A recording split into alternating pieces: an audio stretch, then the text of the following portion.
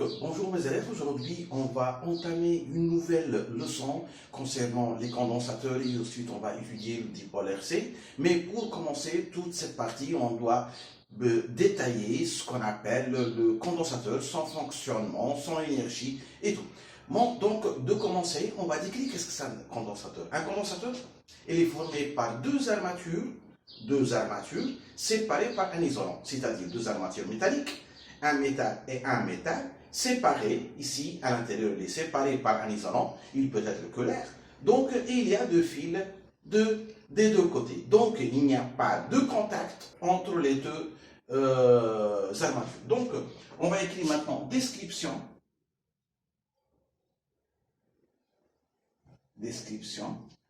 Un condensateur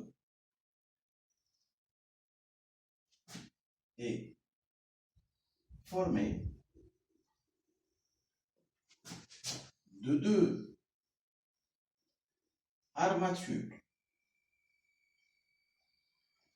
conductrices séparées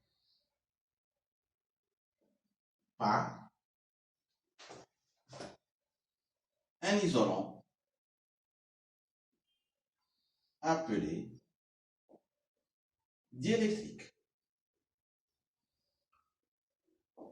Donc, ce sont deux armatures métalliques, deux feuilles minces métalliques séparées par un isolant. Donc, on peut représenter, schématiser un condensateur ainsi, deux armatures planes, dans ce cas. Voilà. Donc, ici, un fil conducteur et de l'autre côté, un fil conducteur qu'on considère comme un dipôle. Dans cette partie, c'est un isolant appelé diélectrique. Alors, le symbole qu'on va utiliser, bien sûr, sont deux armatures séparées par un isolant. Les deux armatures sont égaux, ils n'ont pas comme un générateur. Si vous voulez, dans le cas usuel, vous pouvez trouver une forme comme cela. Donc, c'est une forme pour trouver dans les plaques électroniques, c'est ça, un condensateur, ce sont des condensateurs usuels. Maintenant, on va voir comment il fonctionne ce condensateur, donc fonctionnement.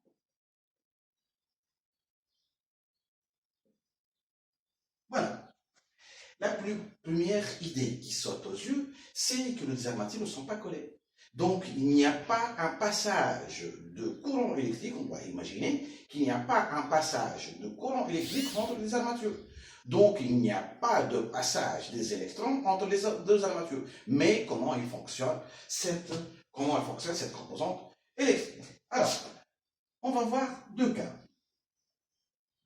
Je ne vais pas écrire le phénomène de départ, mais je vais représenter, on va mettre ce générateur, ce condensateur, au bord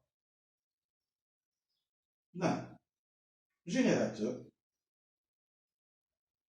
bien sûr, et un ampèremètre ou un galvanomètre. Galvanomètre, c'est un ampèremètre qui est très sensible. C'est la borne positive et c'est la borne négative. Bien sûr, c'est un générateur, les deux ici, traits ne sont pas égaux. La borne positive, celle et celle-là, et la borne négative est l'autre. Maintenant, on va imaginer le passage des électrons.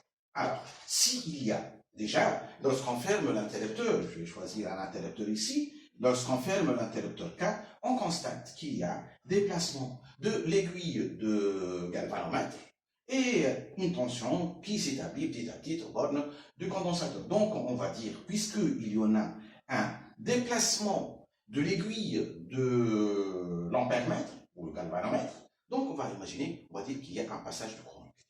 Maintenant, on va suivre ce passage du courant électrique et on va suivre à partir le déplacement des électrons, car on sait très bien que le courant passe de la borne positive vers la borne négative et les électrons dans le sens inverse. Donc on va imaginer qu'il y a des électrons qui se déplacent dans ce sens. Voilà, électron, électron. Ensuite, les électrons vont s'arrêter ici, puisqu'ils ne peuvent pas se déplacer vers l'autre armature. On va dire c'est l'armature A et l'armature B. Donc, ils s'installent sur l'armature B. Nous disons comment ce courant il passe, donc, puisqu'il y a un déplacement de l'aiguille, donc il y a un circuit fermé. Maintenant, on va imaginer que les électrons de l'autre armature vont être attirés par la borne positive et vont être chargés cette armature positivement, et les électrons de l'armature A vont se déplacer vers la borne positive, de générateur. Donc, les électrons s'arrêtent sur la borne, sur l'armature B. Les électrons de l'armature A, ils prennent leur air et ils se déplacent vers la borne positive de générateur. Donc, dans le circuit extérieur, à part cette partie, il y a un déplacement des électrons. Puisqu'il y a un déplacement des électrons, donc l'aiguille de galvanomètre, elle se déplace. Maintenant, bien sûr, le voltmètre va indiquer une tension au bord des deux, il est chargé positivement, une armature, et l'autre armature est chargée négativement, donc il y a une différence de potentiel, donc il va indiquer une tension. Alors, maintenant, ce qu'on doit aussi imaginer ou s'attendre, est-ce que les électrons ce mouvement des électrons va être jusqu'à l'infini ou il va s'arrêter?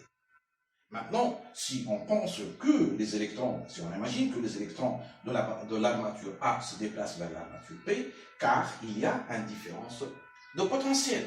Si la différence de potentiel est égale à cette différence de potentiel, donc il n'y a pas nécessité de déplacement des électrons, car le potentiel de l'armature A va être égal au potentiel de l'armature de la borne plus, et le potentiel de l'armature B va être égal au potentiel de l'armature négative. Donc, il s'arrête de se déplacer. Alors, on va dire que les électrons cessent de se déplacer lorsque la tension aux bornes du condensateur est égale à la tension aux bornes du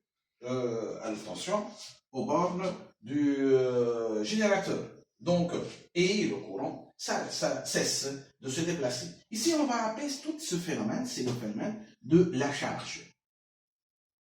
La charge du condensateur.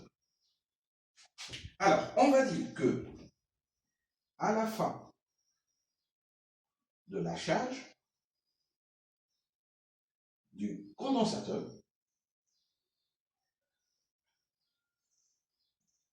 donc U à B, c'est égal à UG. On va l'appeler, c'est UG.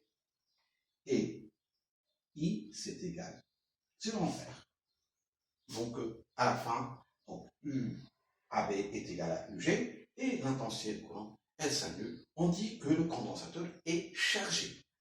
Bien sûr, si on va imaginer le déplacement des électrons, je vais représenter une courbe qui est ici. Donc, T et I. Donc, on va imaginer que le courant commence par une valeur positive et il s'annule ici à T final. Ça là, c'est le temps final de la charge. Maintenant, on va imaginer l'autre côté.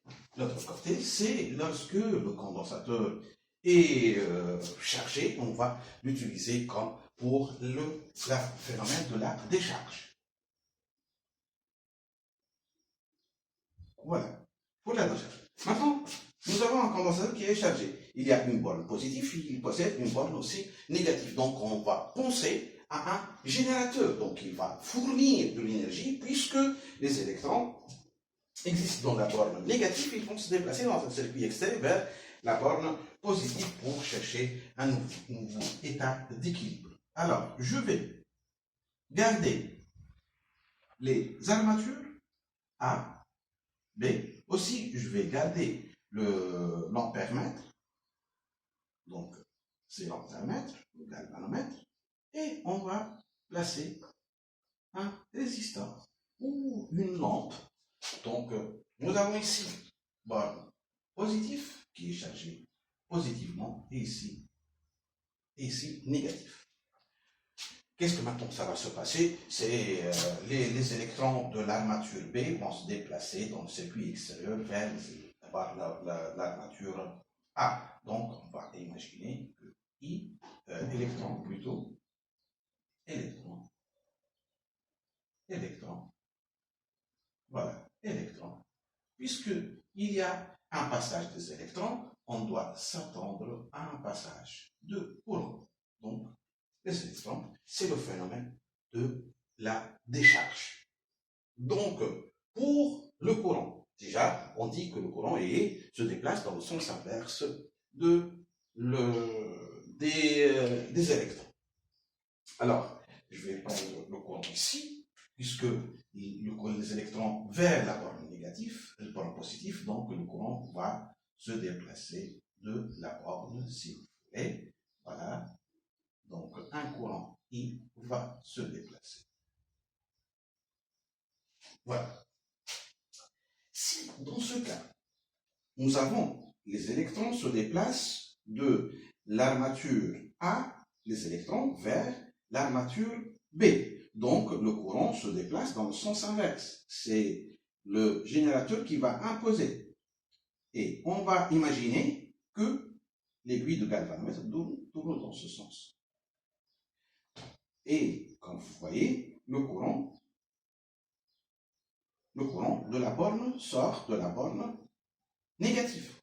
Maintenant, on va voir que le courant entre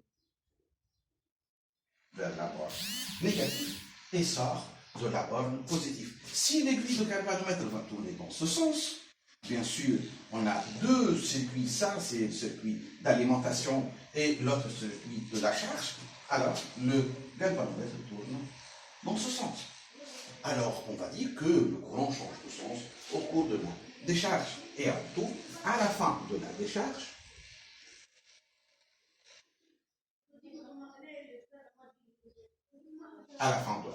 qu'est-ce qu'on a? Ici, le courant, on a dit que le courant, la tension à la fin de la décharge U, AB, c'est égal à 0. Et le courant I aussi s'annule. De même, le courant I s'annule. Maintenant, si on va tracer une courbe, et on a dit que le courant change de sens, plutôt. Donc, on va prendre le sens, le courant change de sens, on va prendre le courant dans le sens négatif. Alors, le courant du négatif va tendre vers 0. Et voilà, ce sont les deux cas. C'est la charge et la décharge. On va voir la prochaine fois théorique de cette partie condensateur. Donc, je vous dis maintenant au revoir et à la prochaine vidéo.